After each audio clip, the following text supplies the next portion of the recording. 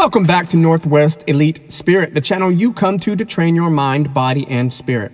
I'm Coach Brian. If you haven't hit that subscribe button yet, do that now and make sure to ring that notification bell to stay up to date on all of my newest releases.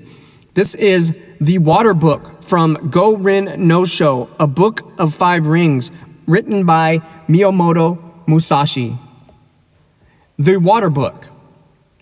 The spirit of the Niten Ichi school of strategy is based on water, and this water book explains methods of victory as the longsword form of the Ichi school. Language does not extend to explaining the way in detail, but it can be grasped intuitively. Study this book. Read a word, then ponder it. If you interpret the meaning loosely, you will mistake the way. The principles of strategy are written down here in terms of single combat, but you must think broadly so that you attain an understanding for 10,000 aside battles. Strategy is different from other things, in that if you mistake the way even a little, you will become bewildered and fall into bad ways. If you merely read this book, you will not reach the way of strategy. Absorb the things written in this book.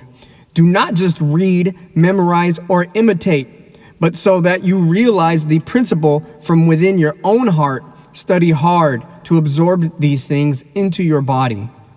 Spiritual bearing in strategy. In strategy, your spiritual bearing must not be any different from normal.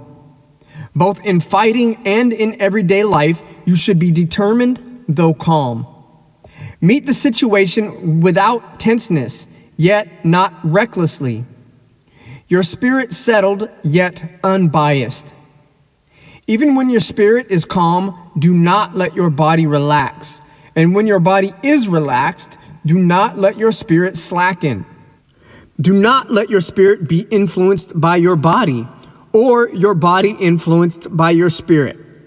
Be neither insufficiently spirited nor over-spirited. An elevated spirit is weak, and a low spirit is weak.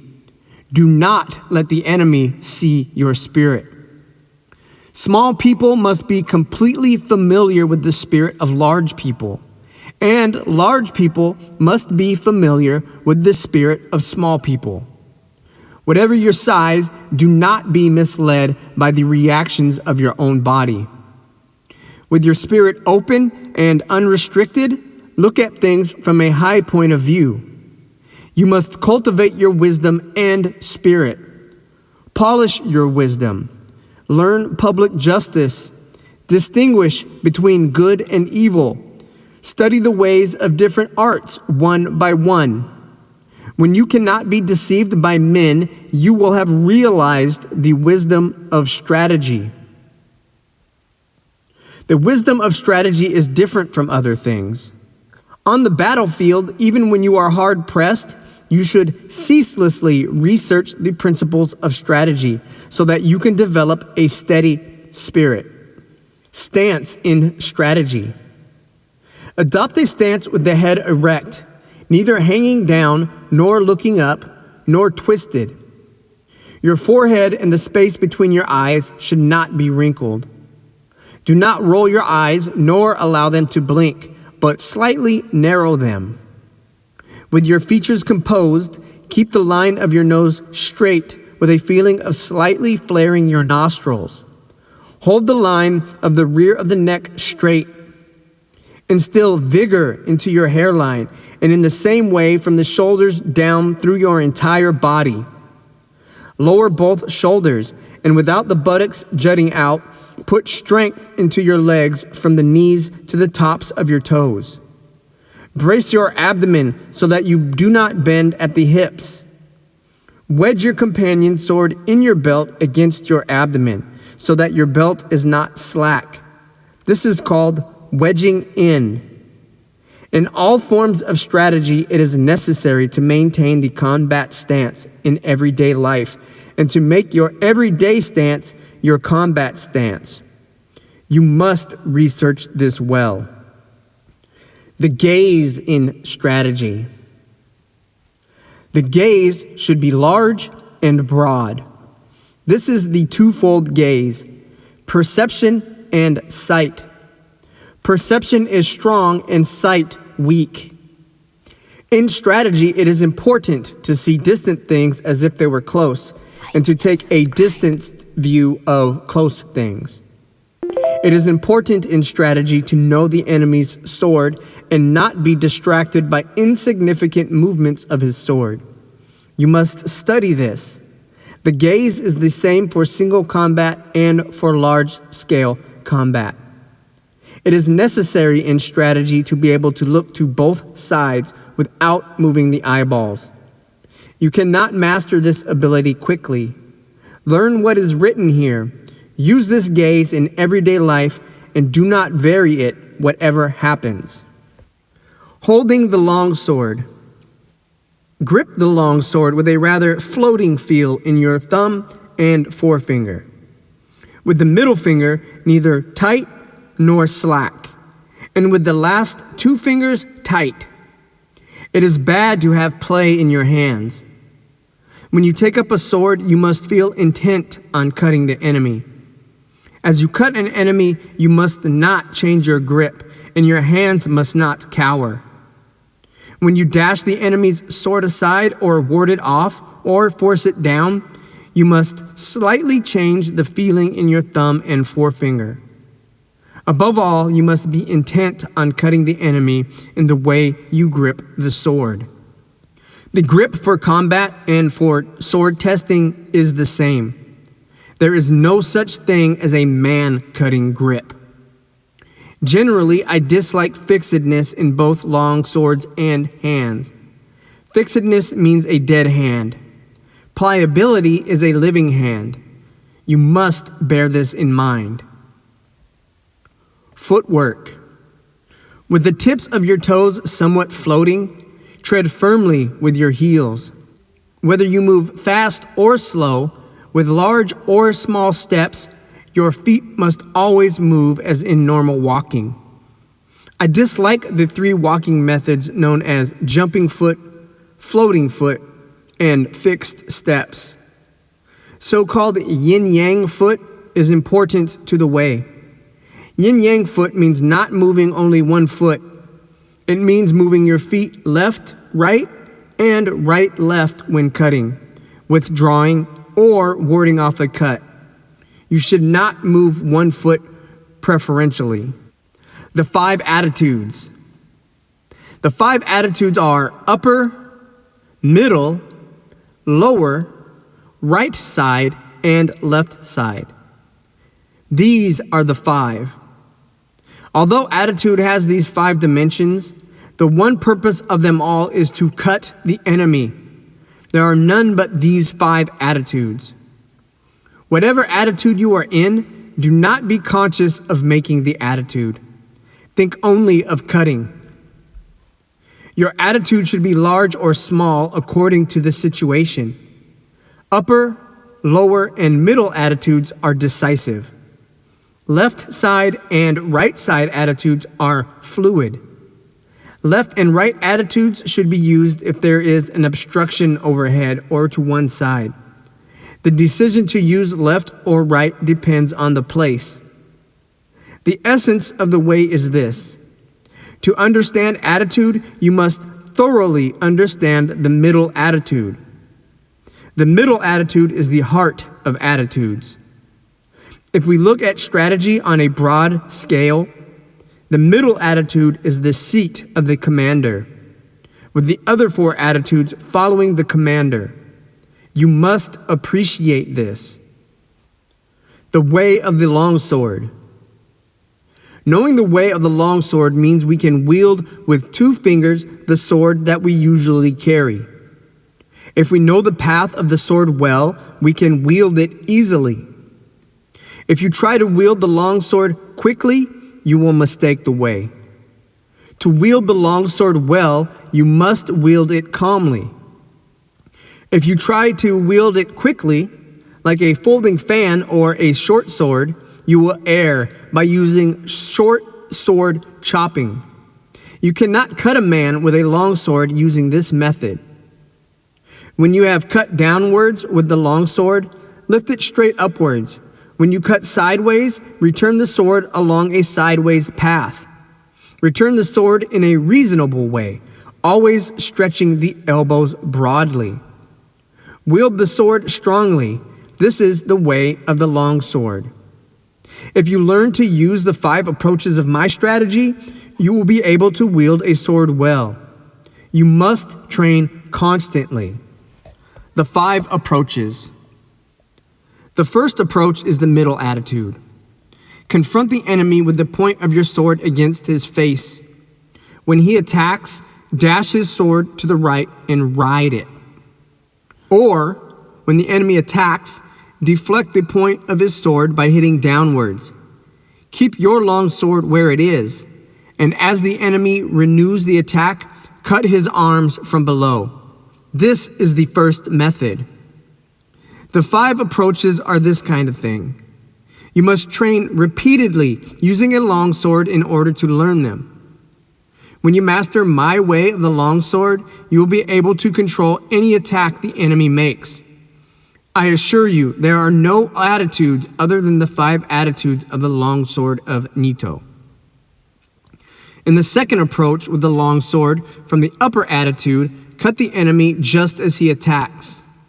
If the enemy evades the cut, keep your sword where it is, and scooping from below, cut him as he renews the attack. It is possible to repeat the cut from here. In this method, there are various changes in timing and spirit. You will be able to understand this by training in the Ichi school. You will always win with the 5 long sword methods. You must train repeatedly. In the third approach, adopt the lower attitude, anticipating scooping up. When the enemy attacks, hit his hands from below. As you do so, he may try to hit your sword down. In this case, cut his upper arms horizontally with a feeling of crossing. This means that from the lower attitudes, you hit the enemy at the instant that he attacks. You will encounter this method often, both as a beginner and in later strategy. You must train holding a long sword. In this fourth approach, adopt the left side attitude. As the enemy attacks, hit his hands from below. If, as you hit his hands, he attempts to dash down your sword, with the feeling of hitting his hands, parry the path of his long sword and cut across from above your shoulder. This is the way of the long sword. Through this method, you win by parrying the line of the enemy's attack. You must study this. In the fifth approach, the sword is in the right side attitude. In accordance with the enemy's attack, cross your sword from below at the side to the upper attitude. Then you cut straight from above. This method is essential for knowing the way of the long sword well. If you can use this method, you can freely wield a heavy long sword. I cannot describe in detail how to use these 5 approaches. You must become well acquainted with my in harmony with the long sword way. Learn large-scale timing, understand the enemy's long sword, and become used to the 5 approaches from the outset. You will always win by using these 5 methods, with various timing considerations discerning the enemy's spirit. You must consider this carefully. The attitude, no attitude teaching. Attitude, no attitude means that there is no need for what are known as long sword attitudes. Even so, attitudes exist as the 5 ways of holding the long sword. However you hold the long sword, it must be in such a way that it is easy to cut the enemy well, in accordance with the situation, the place, and your relation to the enemy. From the upper attitude, as your spirit lessens, you can adopt the middle attitude. And from the middle attitude, you can raise the sword a little in your technique and adopt the upper attitude. From the lower attitude, you can raise the sword a little and adopt the middle attitudes as the occasion demands. According to the situation, if you turn your sword from either the left side or right side attitude towards the center, the middle or the lower attitude results. The principle of this is called existing attitude, non-existing attitude. The primary thing when you take a sword in your hands is your intention to cut the enemy, whatever it means. Whenever you parry, hit, spring, strike, or touch the enemy's cutting sword, you must cut the enemy in the same movement. It is essential to attain this. If you think only of hitting, springing, striking, or touching the enemy, you will not be able actually to cut him. More than anything, you must be thinking of carrying your movement through to cutting him. You must thoroughly research this. Attitude in strategy on a larger scale is called battle array. Such attitudes are all for winning battles. Fixed formation is bad. Study this well. To hit the enemy in one timing. In one timing means when you have closed with the enemy, to hit him as quickly and directly as possible without moving your body or settling your spirit while you see that he is still undecided. The timing of hitting before the enemy decides to withdraw, break, or hit is this in one timing. You must train to achieve this timing, to be able to hit in the timing of an instant. The abdomen timing of 2. When you attack and the enemy quickly retreats, as you see him tense, you must feint a cut. Then as he relaxes, follow up and hit him. This is the abdomen timing of 2. It is very difficult to attain this merely by reading this book, but you will soon understand with a little instruction. No design, no conception. In this method, when the enemy attacks and you decide to attack, hit with your body and hit with your spirit and hit from the void with your hands, accelerating strongly. This is the no design, no conception cut. This is the most important method of hitting. It is often used. You must train hard to understand it. The flowing water cut. The flowing water cut is used when you are struggling blade to blade with the enemy. When he breaks and quickly withdraws, trying to spring with his longsword, expand your body and spirit and cut him as slowly as possible with your longsword. Following your body like stagnant water, you can cut with certainty if you learn this. You must discern the enemy's grade. Continuous cut. When you attack and the enemy also attacks, and your swords spring together, in one action, cut his head, hands, and legs. When you cut several places with one sweep of the longsword, it is the continuous cut. You must practice this cut. It is often used. With detailed practice, you should be able to understand it. The fires and stones cut means that when the enemy's longsword and your longsword clash together, you cut as strongly as possible without raising the sword even a little.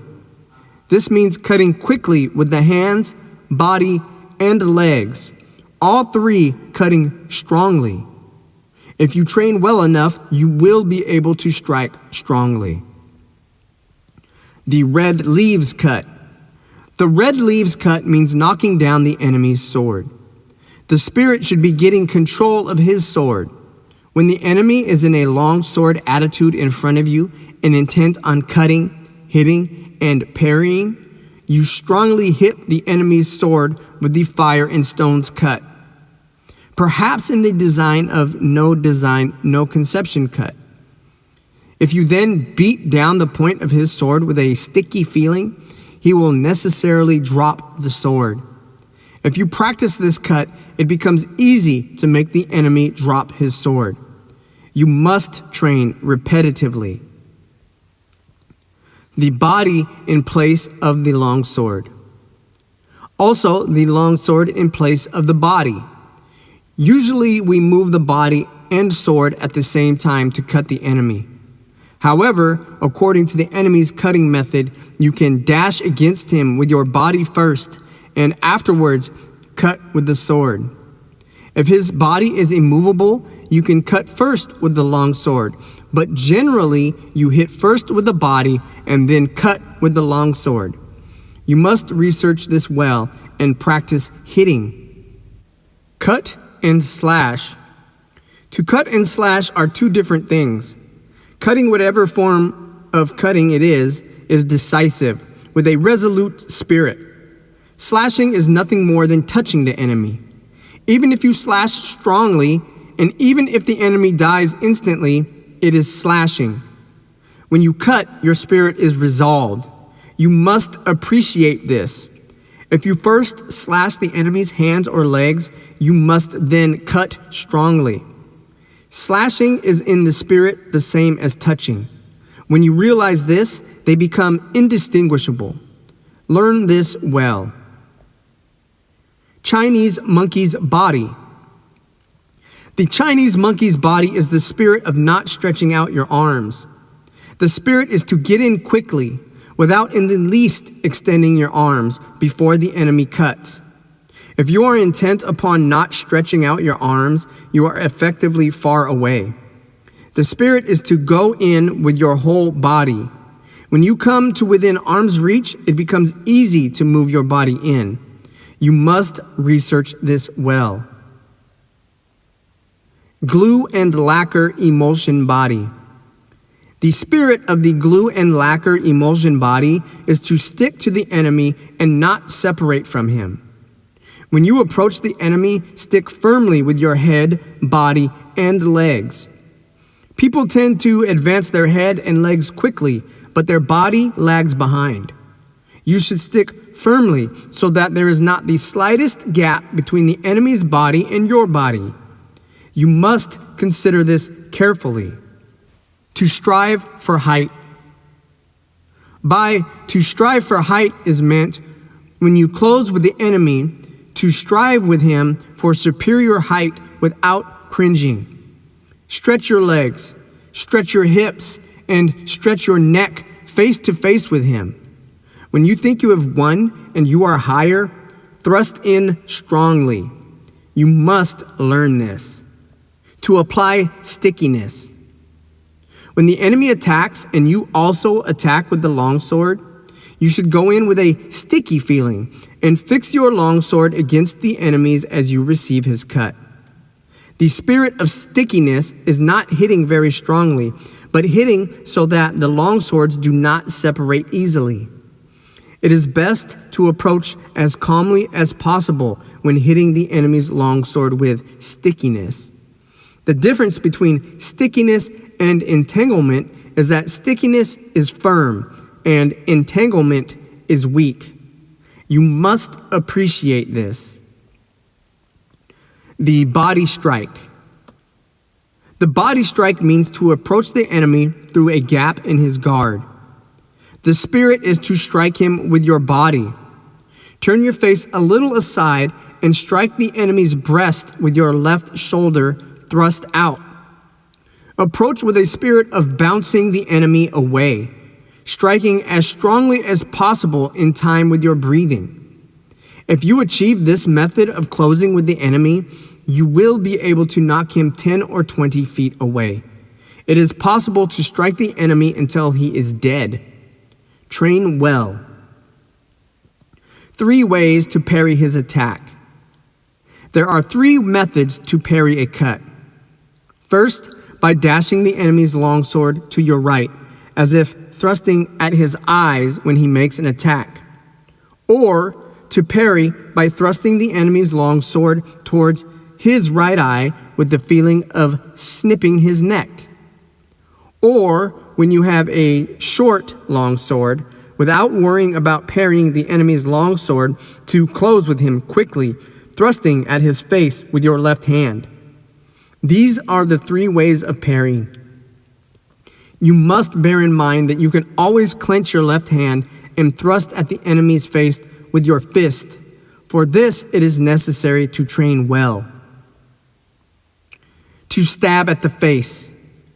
To stab at the face means when you are in confrontation with the enemy, that your spirit is intent on stabbing at his face, following the line of the blades with the point of your long sword. If you are intent at stabbing at his face and body will become rightable. When the enemy becomes rightable, there are various opportunities for winning. You must concentrate on this. When fighting and the enemy's body becomes as if rightable, you can win quickly. So you ought not to forget to stab at the face. You must pursue the value of this technique through training. To stab at the heart. To stab at the heart means when fighting, there are obstructions above or to the sides, and whenever it is difficult to cut, to thrust at the enemy. You must stab the enemy's breast without letting the point of your long sword waver, showing the enemy the ridge of the blade square on, and with the spirit of deflecting his long sword. The spirit of this principle is often used when we become tired or for some reason our long sword will not cut. You must understand the application of this method. To scold. Tut tut. Scold means that when the enemy tries to countercut as you attack, you countercut again from below as if thrusting at him, trying to hold him down. With very quick timing, you cut, scolding the enemy. Thrust up, tut, and cut, tut. This timing is encountered time and time again in exchanges of blows.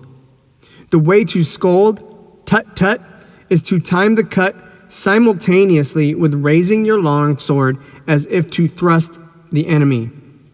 You must learn this through repetitive practice. The smacking parry. By smacking parry is meant that when you clash swords with the enemy, you meet his attacking cut on your longsword with a T-dum rhythm, smacking his sword and cutting him. The spirit of the smacking parry is not parrying or smacking strongly, but smacking the enemy's long sword in accordance with his attacking cut, primarily intent on quickly cutting him. If you understand the timing of smacking, however hard your long swords clash together, your sword point will not be knocked back even a little.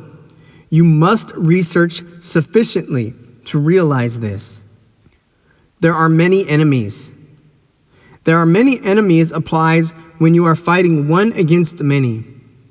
Draw both sword and companion sword and assume a wide-stretched left and right attitude. The spirit is to chase the enemies around from side to side, even though they come from all four directions. Observe their attacking order and go to meet first those who attack first. Sweep your eyes around broadly, carefully examining the attacking order, and cut left and right alternately with your swords. Waiting is bad. Always quickly reassume your attitudes to both sides. Cut the enemies down as they advance, crushing them in the direction from which they attack.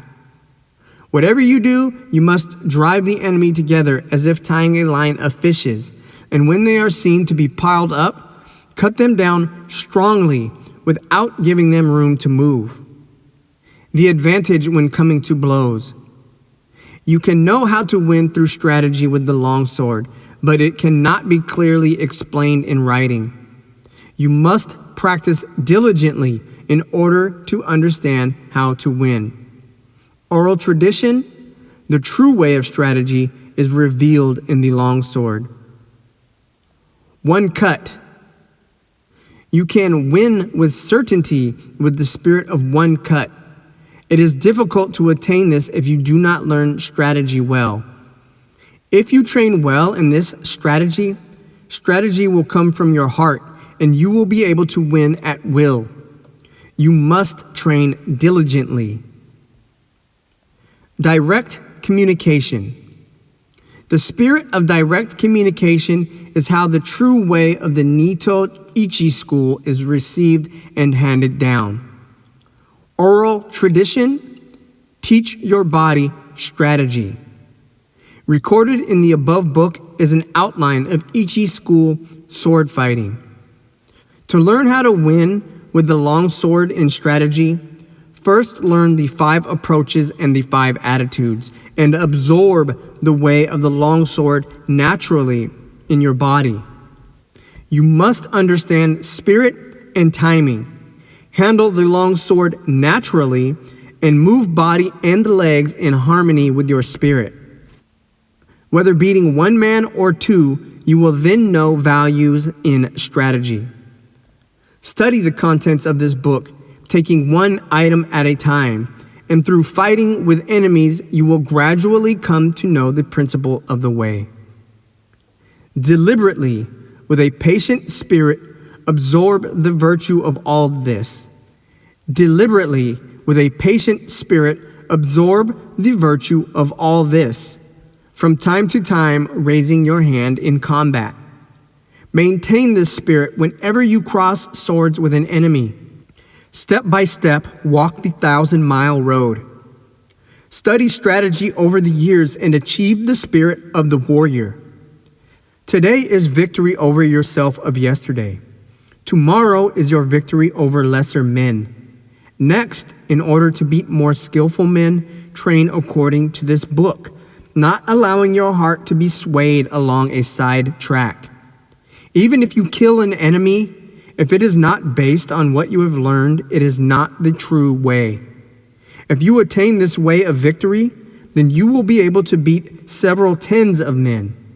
What remains is sword fighting ability, which you can attain in battles and duels. The 2nd year of Shōhō, the 12th day of the 5th month, 1645, Shinmen Musashi.